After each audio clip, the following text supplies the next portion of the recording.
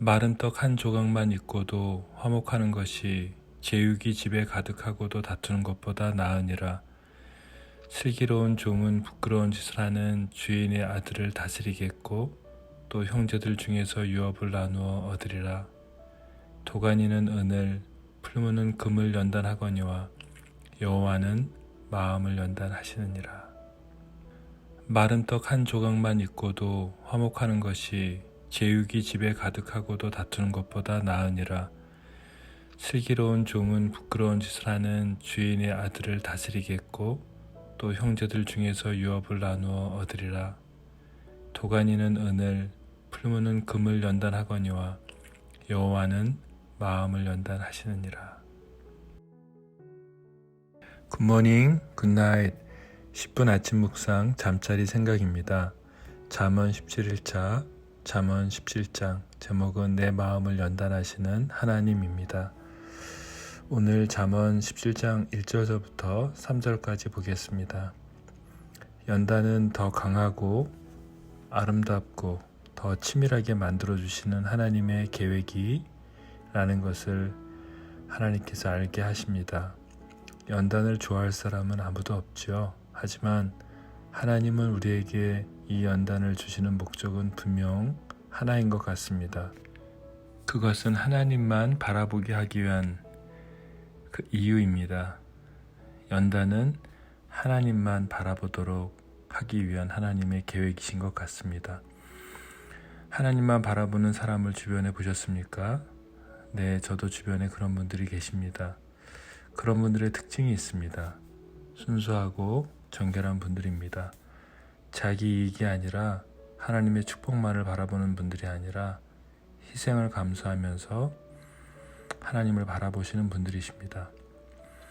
하나님께서는 우리를 하나님의 사람으로 연단하시기 위해서 많은 것을 사용하십니다.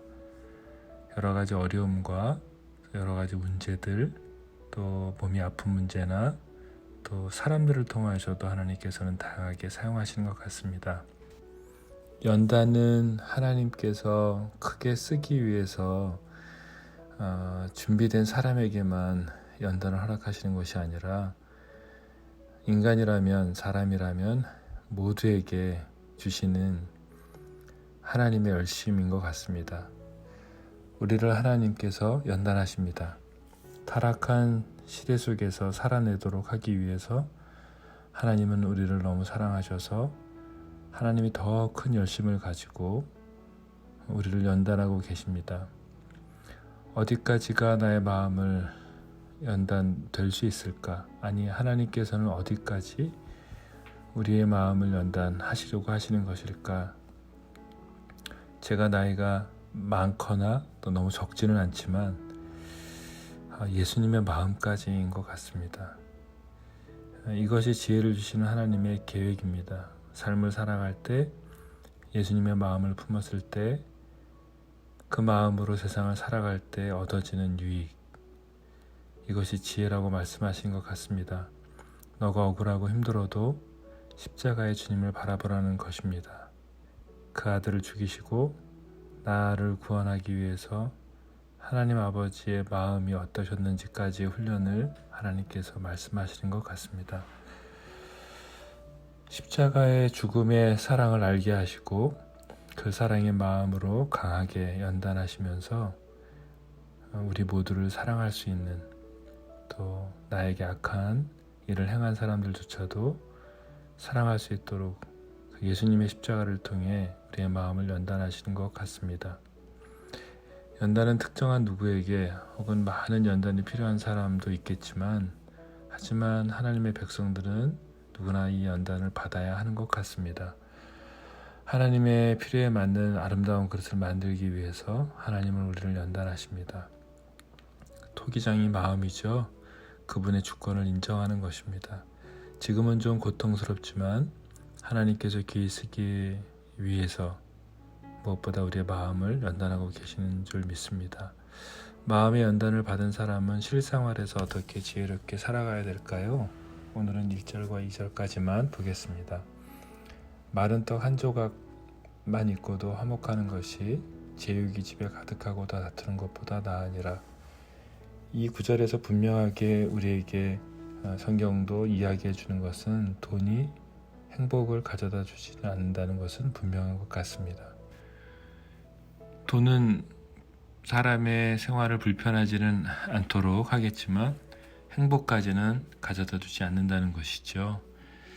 1절에 제육이 집에 가득하다는 말은 당시 고기를 먹을 수 있는 문화가 아니었는데요. 그러니까 화목제를 드리고 남은 것을 나누는 그런 상황인 것 같습니다. 화목제를 나눈다는 것은 하나님과 사람과의 화목, 그렇죠? 우리가 죄로 인하여서 하지만 하나님께서 이 제사를 통하여서 화목하게 된 자들로 만들었는데 이들이 그 제육을 집에다가 놓고도 다툰다는 것입니다. 화목제를 드리고 와서 음식을 쌓아두고 다투는 상황이죠.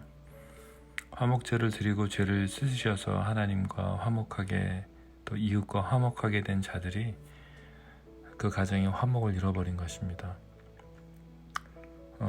우리 가정의 화목을 유지하기 위해선 또 화목이 다스리도록 하기 위해서는 가정의 구성원, 공동체의 구성원이 십자가의 대가 지불을 할 때만이 가능한 것이죠.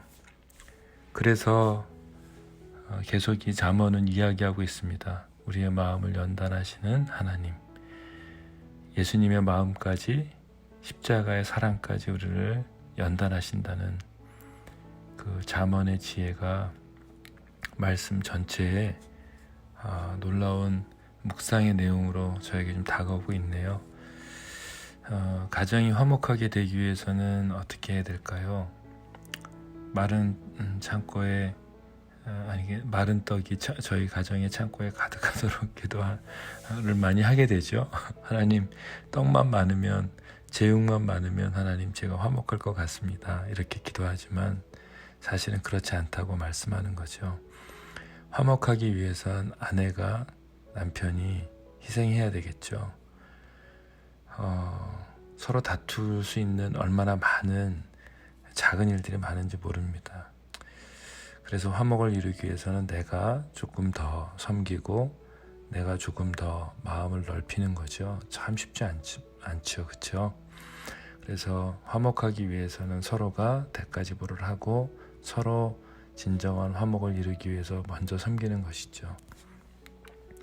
2절 보게 되면 슬기로운 종은 부끄러운 짓을 하는 주인의 아들을 다스리겠고 또 형제들 중에서 유업을 나누어 얻으리라. 2절 딱 들었을 때 떠올랐던 인물이 딱 하나 있네요. 그렇죠? 요셉이죠. 노예였던 요셉. 정말 슬기로웠던 요셉이죠. 슬기로운 노예가 결국 주인의 아들을 넘어서 나라를 다스리는 총리가 되기는 끝까지 하나님께서는 요셉의 마음을 연단시키는 과정이 이렇게 영화의 장면처럼 쭉 떠올랐습니다. 지혜입니다. 노예가 어떻게 주인의 아들을 다스린다는 것일까? 말이 안 되죠. 그 당시에 신분 자체가 그 노예가 어떻게 주인을 다스릴 수 있겠어요, 그렇죠? 신분 중심의 사회였기 때문에 요셉은 그럼에도 불구하고 거룩함을 지켰고 정직했습니다. 그리고 끝까지 그의 마음을 연단하시는 하나님 앞에 섰던 것 같아요. 하나님이 보여주신 꿈과 환상이 이루어지는 것 같지 않았습니다. 오히려 억울하게 노예로 팔려갔고 또 오히려 주인의 아내의 유혹을 뿌리치면서 누명을 쓰고 결국 감옥에서 잊혀질 수 있었던 요셉의 마음을 하나님은 연단하고 계셨습니다. 여러분, 지혜를 하나님께서 우리에게 풍성히 넘치게 하기 위해서 혹시 여러분 연단을 받고 계십니까? 힘을 내십시오. 하나님은 가난이라는 과제를 던져주고 가난한 자와 가난하지 않는 두 그룹을 훈련을 시키신 것 같습니다.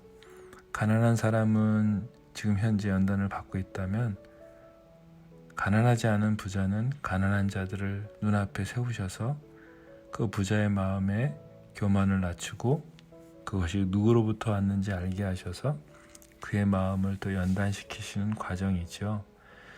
가난한 자들을 조롱하는 것은 하나님을 멸시하는 것이라고 잠언 오늘 본문에 나와 있습니다. 5절이죠.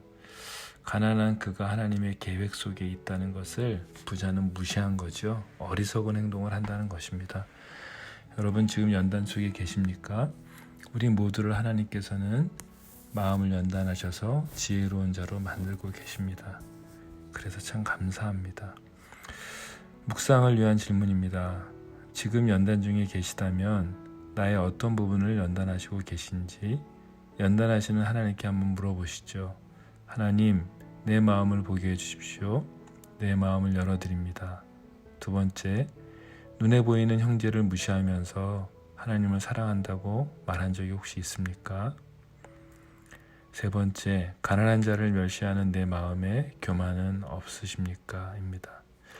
기도하겠습니다. 하나님, 내 마음을 연단해 주셔서 주님, 예수님의 마음까지 가도록 은혜 주셔서 감사합니다. 계속 제가 달려가겠습니다. 머리로가 아닌 삶의 지혜로 살아갈 힘을 주셔서 감사합니다. 마음이 아프지만 주님 연단하시니 그 손이 주님의 손이니 감사를 드립니다. 예수님의 이름으로 기도드렸습니다. 아멘.